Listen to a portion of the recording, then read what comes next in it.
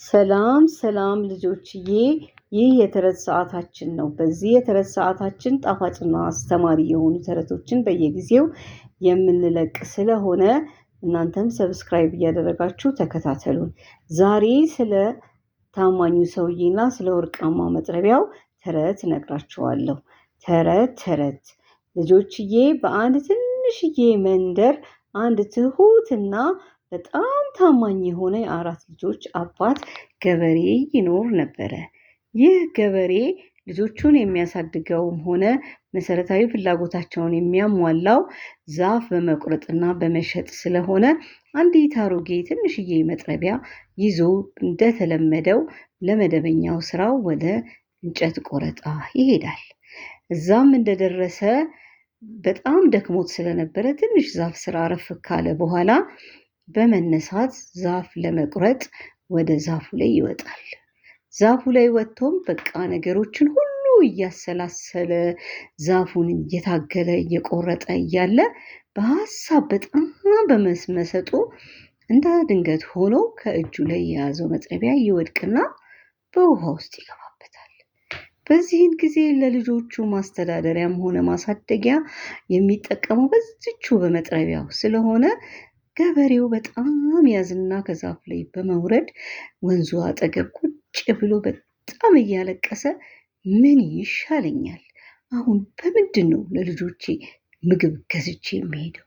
ይሄ መጥረቢያ እዚህ ውስጥ ገባ፣ ሌላ ነገር የለኝም፣ እረ ምን ይሻለኛል? እያለ እያለቀሰ ቁጭ ብሎ እንዳለ አንገቱን አቀርቅሮ ከነበረበት ቦታ አካባቢው ላይ ያለ ወንዝ ውስጥ አንዲት የምታምር መልአክ ከወንዝ ውስጥ ትወጣና አንተ ሰውዬ ምን ሆነህ ነው? ለምንድን ነው እንደዚህ የምታዝነው? ምን አጋጥሞህ ነው? እባክህ እኔ የምረዳህ ነገር ካለ ትለዋለች። እባክሽ ተይኝ፣ ምን ትረጅኛለሽ? እኔ ለራሴ ለልጆቼ የዕለት ጉርስ የምጠቀምባት አንዲት መጥረቢያ ነበረችኝ። እሷም ይኸው ዛፍ ቆርጣለሁ ብዬ ስታገል ከእጄ አምልጣኝ ውሃ ውስጥ ገብታ ጠፋችብኝ። በዚህ ምክንያት ለልጆቼ ይዤ የምገባው ምንም ነገር ስለሌለኝ በጣም አዝኛለሁ።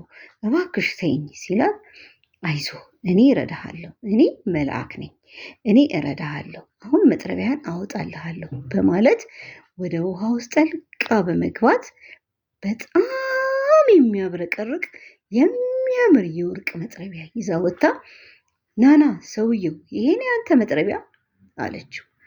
እሱም መጥረቢያውን ቀና ብሎ በማየት በፍጹም ይህ መጥረቢያ የኔ አይደለም፣ የኔ መጥረቢያ አሮጌና ትንሽ ነው አላት።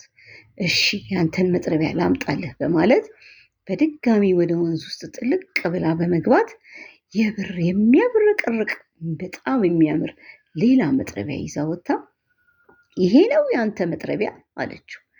በፍጹም ይሄ መጥረቢያ የኔ አይደለም፣ እባክሽ አንቺ ሴትዮ እባክሽ ተይኝ አላት።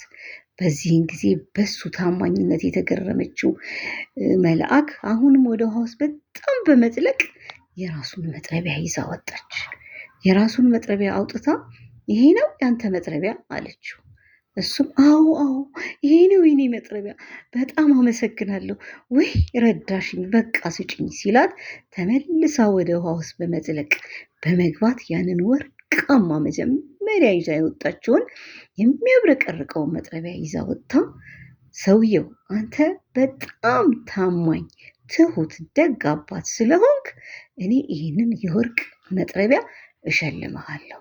ከዚህ በኋላ እንጨት ፈለጣ ወደዚህ ቦታ እንዳትመጣ፣ ይህን የወርቅ መጥረቢያ ሸጠክ ቤትም መኪናም ለልጆች የሚያስፈልገውን ሁሉ ገዝተክ በሰላም ኑር ብላ ሰጠችው። ይህ ሰውዬም ታማኙም ገበሬ በወርቅ መጥረቢያው በጣም በመደሰት እየሮጠ ወደ ቤቱ ሄደ።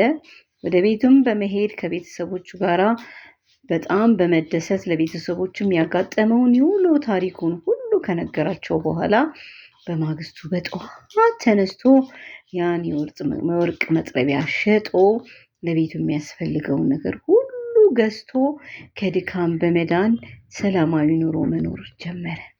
በዚህም ጊዜ ጎረቤቶቹ ሁኔታውን እያዩ ይህ ሰውዬ እንዴት እንደዚህ ሊሆን ቻለ በማለት በመገረምና በመደነቅ ሲያወሩ ከቆዩ በኋላ አንድ ከሱ ጎን የሚኖር ግን ጥሩ ባህሪ የሌለው ጎረቤቱ ወደሱ በመምጣት እባክህ የኔ ወንድም እንዲህ የመለወጥ ሚስጥር ምን ይሆን? እባክህን ሚስጥሩን እባክህ ብትነግረኝና እኔም ብለወጥ በማለት ይጠይቀዋል። ይህም ታማኝና ደግ ገበሬ የሆነውን ሁሉ ታሪክ ይነግረዋል። በዚህን ጊዜ ይህ በጣም መጥፎ የሆነውና ገብጋባ የሆነው ሰውዬ እሱም ብድግ ይልና በማግስቱ በጠዋቱ ያለችውን አሮጌ መጥረቢያ ይዞ በፍጥነት ወደ ዛፉ በመውጣት መጥረቢያውን መቁረጥ ጀመረ። ትንሽ እንደቆረጠም አውቆ መጥረቢያውን ወደ ውሃው ጣለው። ከዛም ከዛፉ ላይ በመውረድ ወንዙ ዳር ተቀምጦ ማልቀስ ጀመረ። በዚህን ጊዜ ያቺ መልአክ ከውሃ ውስጥ በመውጣት አንተ ሰውዬ ምን ሆነህ ነው እንደዚህ የምታለቅሰው? አለችው። እሱም እባክሽ መጥረቢያ እዚህ ውስጥ ወደቀብኝ፣ አሁን እኔ ምንም ተስፋ የለኝም አላት።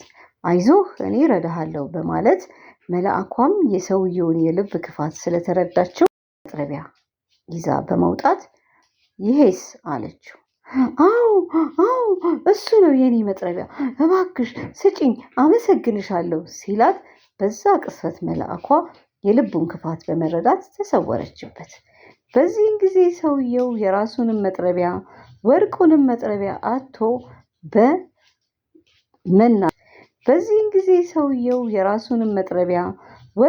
መጥረቢያ አጥቶ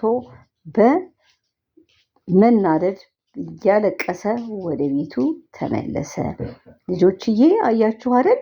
መልካሙ ሰው የራሱን ነገር ለራሱ ሲጥር ስለነበረና እውነት ስለተናገረ በጎ ተደረገለት። የወርቅ መጥረቢያ አግኝቶ ኑሮውን ለወጠ።